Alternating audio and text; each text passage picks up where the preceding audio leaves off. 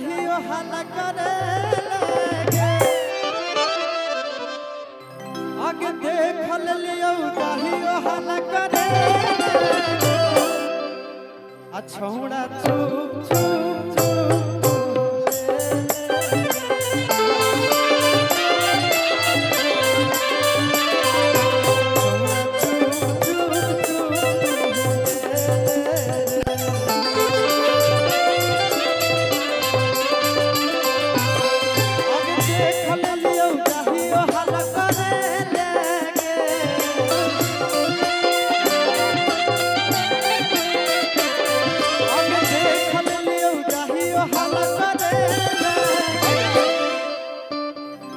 छौड़ा चुप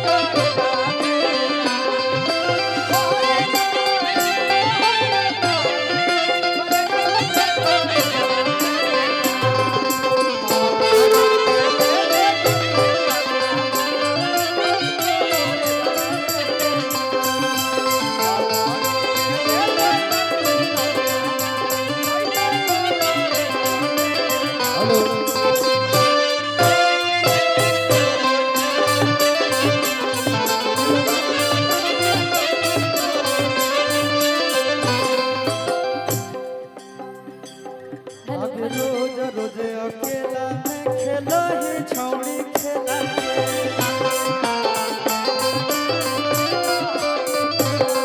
आगे रोज रोज अकेला में खेलो ही छौड़ी खेला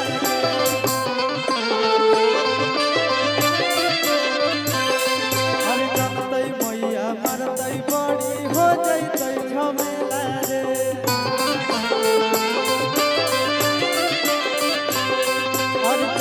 मैया मारते बड़ी हो जैते झमेला रे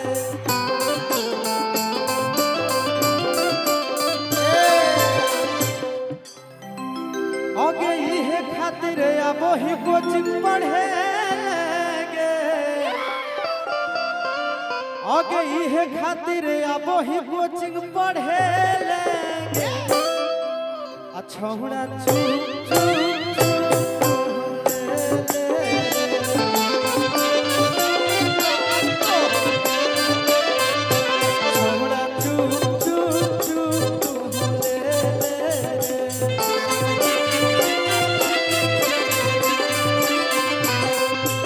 भैया थोड़ा इसी पे भैया गए थे खेसारी भैया बड़ा प्यार मतलब एक छोटे भाई की तरह कहे थे भैया कि जोवन चुभ चुभ चुभ गाड़े चोलिया में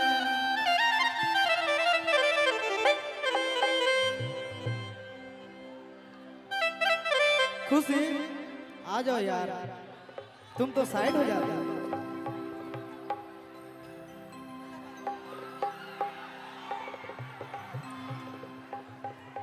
भैया एफ बोल रही है लगानी एफ एफ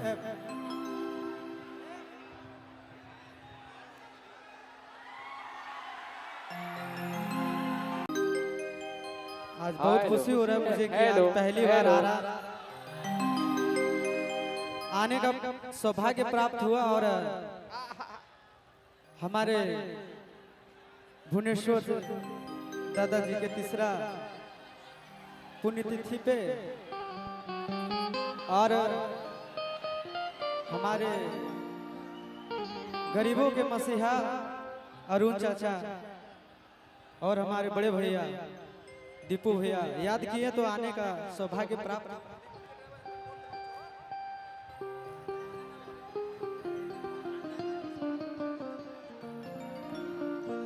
और अब की दीपू भैया और हमेशा आप लोगों के लिए बड़ा ही किए हैं, जब भी किए हैं तो बड़ा करेंगे। तो आप लोग दीपू भैया को जिस तरह सपोर्ट करते हैं हमेशा करते रहिए। तब न कहा जाएगा।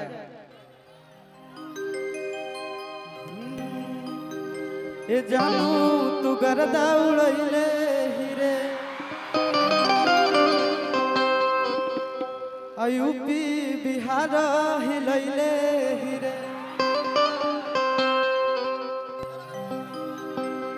चर्चा में तोरे नाम रहतो रे। कहना क्या है कि आगे मार्केट में हमारे डिमांड रहतोगे अब ब्रांड हम जनुआ ब्रांड रहतोगे। अच्छा कौन कौन सुने ये गाना, कौन कौन सुने एक बार हाथ खड़ा करिएगा क्या। और तमाम हमारे मंच पे उपस्थित जितने भी हमारे बड़े भैया हैं सबों को दिल से प्रणाम है। आप लोग आशीर्वाद दीजिएगा जरूर, क्योंकि आप लोग के सामने अभी मैं बहुत छोटा हूँ और कुछ सीखने का प्रयास कर रहा हूँ और धीरे धीरे कोशिश रहेगा तो सीख ही जाएगा, है कि नहीं। सबसे पहले आप लोग क्या सुनिएगा वही सुना देंगे। अभी बैक टू बैक गाना जो आ रहा है अपना कि अगे सोना यारा हो भरती पटनावा में आके मुलाकात कर लेगे कि पातर छौड़न के मोटा देगे चाटा के उठला। लेकिन कहना है क्या पहले बरान हम मजनुआ ही गाते हैं, काहे कि ये हमारे बड़े भैया बंटी भैया के चैनल से आप लोग जान ही रहे होंगे और खेसारी भैया के टीम के माध्यम से हमको भरपूर प्यार भी मिलता है। खेसारी भैया भी प्यार देते हैं और बंटी भैया का फरमाइश था कि गाना आशीष का आना चाहिए। कहना है भैया कि ये जानू तू गर्दा उड़ैले हीरे यूपी बिहार हिलैले हीरे चर्चा में तोरे नाम रहतो रे चर्चा में तोरे नाम रहतो रे कि आगे मार्केट में हमारे डिमांड रहतोगे ब्रांड हम जनुआ ब्रांड रहतोगे।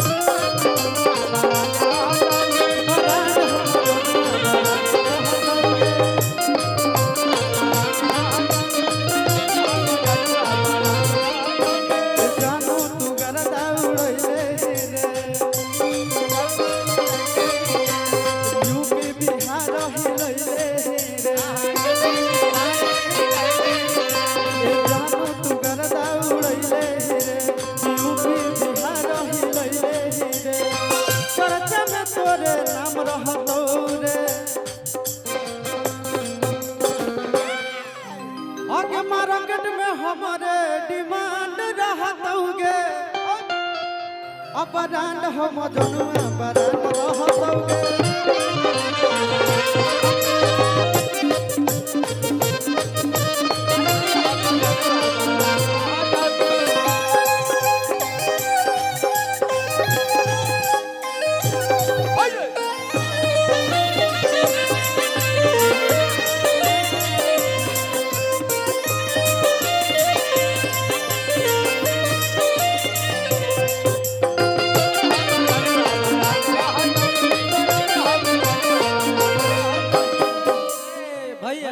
चले गए तोरा नाम लिख देबो हम कहा तोरा नाम लिख देबो हम कहा मोरी बहन जो ना जादू जी के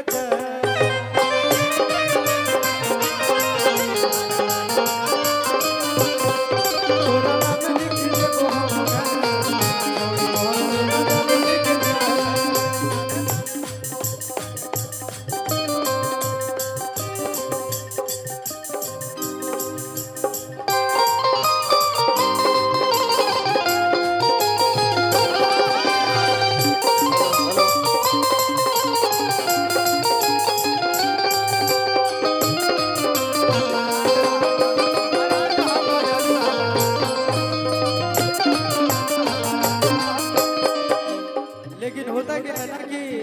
अभी हमारी बहुत ही प्यारी गायिका खुशी जी यहाँ में आइएगा थोड़ा मंच पे।